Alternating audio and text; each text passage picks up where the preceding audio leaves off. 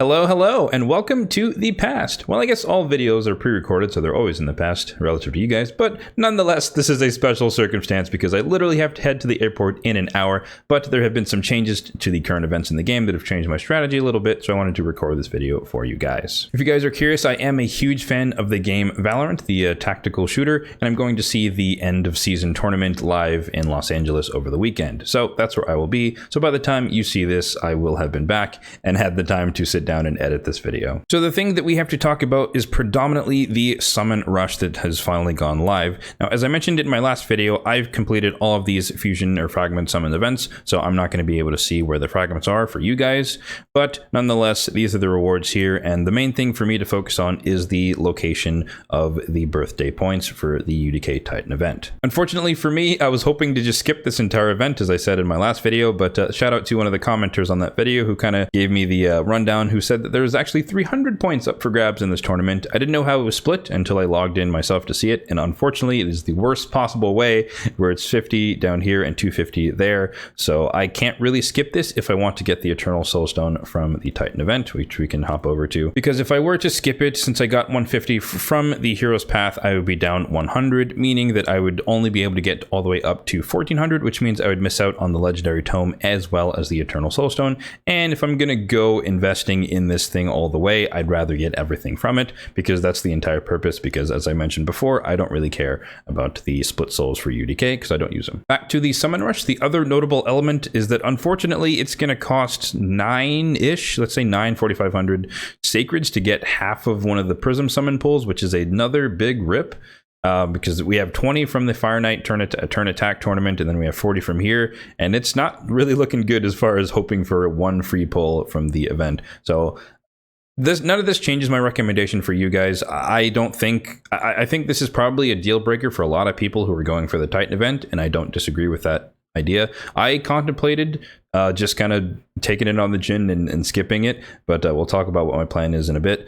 But yeah, this is pretty bad. 9 sacreds for even though it's a good chance to get like a Duchess or a Nekmothar or a Mighty Uko duplicate or something if you didn't get that fragment summon done. It could be a good return, but it's a lot of investment, 9 sacreds plus, in order to get half of the chance. And we don't even know how to get the other 20, assuming there is another opportunity, probably with the Spider turn attack starting tomorrow. So I can understand if this is a deal breaker for a lot of people, one for the Prism Shard, this current Prism Shard, as well as the Titan event overall. In addition, I've also been made aware that this upcoming weekend is not going to be 2x sacred, at least by itself, as we expected. It's going to be all 3 shard types combined, so each of the days. So I think Friday is going to be 2x sacreds, Saturday is going to be 2x void, and Sunday is going to be 2x ancients.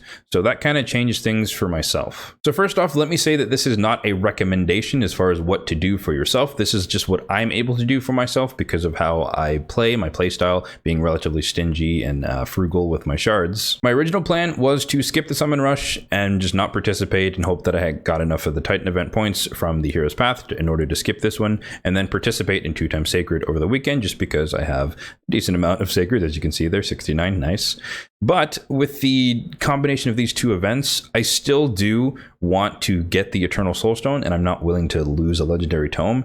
And just as normal for like a champion chase or whatever, I'm willing to pull my shards in order to guarantee Legendary Tomes. You guys know this, so that is how I generally approach the game. And so I'm more than willing to pull the 6 sacreds required for the Titan event points, in exchange for not pulling during the 2x sacred day over the weekend, because I'm in the unique position where I have an abundance of ancient shards, and one of the days is ancient shards. So if assuming there is a champion chase during the weekend that I can participate in and get another legendary tome, I'm more than happy to pull some of my ancient shards instead, just to get that part of that done. But I also do need some rare chickens for food. But nonetheless, I can still get double dip as far as getting my legendary tome as normal from the champion chase, but I won't have to pull sacreds because it happens to be a triple 2x event. So with that long preamble out of the way, let's talk about the shard pulling element of today's video. So we're already here, so we can kind of take a look at my shard count. Currently 519 on the ancients, 223 on the void, and 69 on the sacred shards. We can also take a look at my mercy tracker here. And as you can see, we're in a decent spot relative to Mercy. So another reason, I guess I should say, I'm willing to pull my sacreds for this, even though it's not 2x, is that I might not get a legendary, most likely will not get a legendary, unless I'll be in Mercy or prepared to be in Mercy for the next pulls for whatever the next event is. Maybe there's a good 10x for Xavier and Eleanor, who knows, but I'd be in a decent position. And as well as for Ancients, same thing. I'm fresh off of Mercy. In that case, we got a Tomb Lord a couple of days ago, or a few days ago, maybe a week ago. And so pulling some during a 2x Ancients, worst case, I don't get a legendary and I start building up Mercy for Ancients, or best case, I get another legendary and I reset myself again. So it's kind of a win-win. And again, this is something that I can do because of my unique position with having an excess or an abundance of shards. As far as the wish list is concerned, it has not changed. So Poison Exploder, we already hinted at. Valkyrie, Molly, Epic, we're looking for a crowd in the blue because I might need him for Fire Knight Hard. I've been testing out some teams with Newt and your Carl and some ally attack, and I got all the way up to stage 8, and that's where it kind of fell off because there wasn't quite enough freeze. So I might need crowd in the blue. I need to do a little bit further testing to see if that's going to work. But aside from that, other epics, just any Sylvan Watchers just to fill out the faction guardians. All right, let's get to the pulls. We've got barely enough space. You can tell I definitely did not plan to pull today. We've got the cash, and hopefully we have some pretty decent luck. But again, worst case, we don't get a legendary at all, and we are set up near Mercy for the maybe a Pogo event in the future or just some future 10x. So let's get into the pulls. Sacred number 1 of 6. We are pulling 6 to get the Titan event points, and we're starting off hot with a legendary. Okay, did not expect that at all. Glacea Soul Guide. It's funny because one of my good friends is a huge fan of her, using her in live arena specifically to counter warlords and Yumekos because her skills cannot be put on cooldown, and she has a 50-50 shot of blocking the cooldown effect on allies, as well as being able to place a freeze that cannot be blocked or resisted on the person putting skills on cooldown. So that might just give me an upper hand in live arena. That's definitely interesting. She does also have an 80% chance to freeze. I don't know why it's not a 100% chance, but that'd be kind of nice, as well as being able to place a weaken and it steals a buff if they're under a freeze. And then the A1 can place a freeze as well and debuff spread a little bit. So lots of freeze going on, but she's primarily important for the passive. So she will be worth investigating if I can make use of her for myself in live arena. Resist aura in all battles by 60. Well, so much for that Mercy plan, but let's keep going. So 5 more to go. Let's just see what pops out of these. Probably going to be 5 epics. Jotun, really old legacy epic. Not much to say about him, unfortunately. I think he has like a single target HP burn. Really not that useful. Not much to say. Another epic, Seeker, one of the most important Demon Lord clan boss champions in the game if you want to get to a 2-to-1 speed ratio because of this ability here. Refills the turn rate of all allies by 30% and places increased attack, and most importantly grants an extra turn on a 3-turn cooldown. So effectively this is a 2-turn cooldown, massive turn meter fill, as well as increased attack. He is also fairly well known for the passive here where he can spread increased defense when he takes a crit, so you want him in the front of your team order if you're using him for arena defense for example. And on the A1, he does have a pretty high chance, or a decent chance to provoke, 75% chance when you combine the chance of the 2 hits, 50% per hit. So decent champion overall, mostly used nowadays in Demon Lord Clan Boss. Shard number 3, let's keep it going here, is going to be another epic, and it is Gorlos Helma. The main thing that's notable about him is that he's great for faction wars because he is one of the few, maybe the only, AoE decreased defense champions in the entire faction, and so he's great for faction wars, just your debuffer. He hits okay, decently hard, but he's not super, he's not much of a nuker per se, but I use him in my Faction Wars team just to help debuff the waves and make it a little bit faster. Sacred number 4, let's keep it going. Another epic, most likely. Yep, okay. Anax, one of my favorite epic champions in the game who I just cannot use anywhere. He's one of the best Demon Lord Clan Boss DPS in the game. He's like on par with like a Draco Morph type deal as far as the overall damage, because his multipliers are really, really high. His base attack is really high.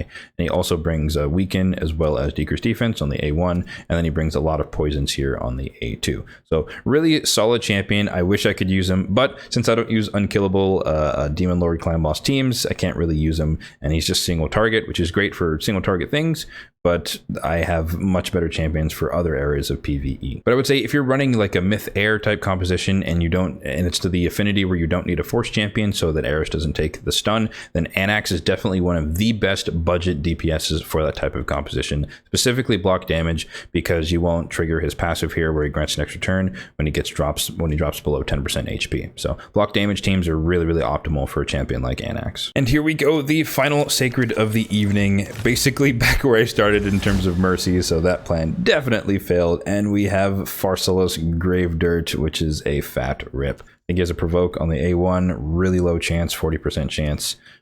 Heal reduction, which is basically useless unless it does something like a Venom Age with their passive, and then he has a chance, or he has the weak version of Strengthen. Just not good, not usable. Definitely don't recommend anyone to build this guy. All right, so that's going to do it for the shard pulls. Let's hop over here just to make sure our math is correct. And yes, we do have the 300 points for the Titan event. We also get a massive bonus of 700 Immortal Soul Coins, which is great because I am hardcore saving for a 4-star Roto Soul, and I'm just barely not there. So pretty exciting to be that much closer, and huge, oh, even more. Look at that. We got 1,000 Immortal Soul Coins. So definitely worth it for me. And again, I could definitely understand if this is kind of a deal breaker for a lot of people for the Titan event. I definitely think I kind of have to walk back what I said in my initial video about it being a good and accessible event, because I was really thinking of how it compared to the last Titan event, which went on for like 3 months or something.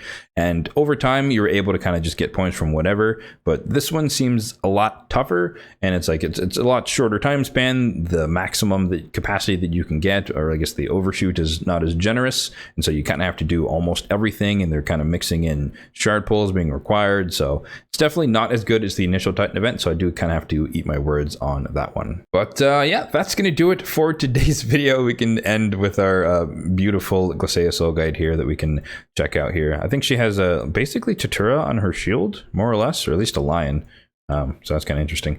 But yeah, that's going to do it for today's video. So we got luckier than intended as far as these summons go. Ruined the plan for the Mercy, all of that spiel that I talked about. But nonetheless, this is what we do this for. And again, this kind of shows you the benefits of being more frugal with your shards, because you can be a lot more flexible with the events that they throw out here and there. But if you don't have the amount of shards, stuff like this, don't get baited. Just don't pull, don't skip it. If it's not worth it for you, that's definitely the way to go, and I definitely recommend doing that for a majority of players who aren't in my unique situation. As always, if you found this video helpful, then be sure to hit that like button down below, and if you enjoyed the video, then be sure to hit that subscribe button down below as well for more content just like this one in the future. Thanks for watching, and have a good one.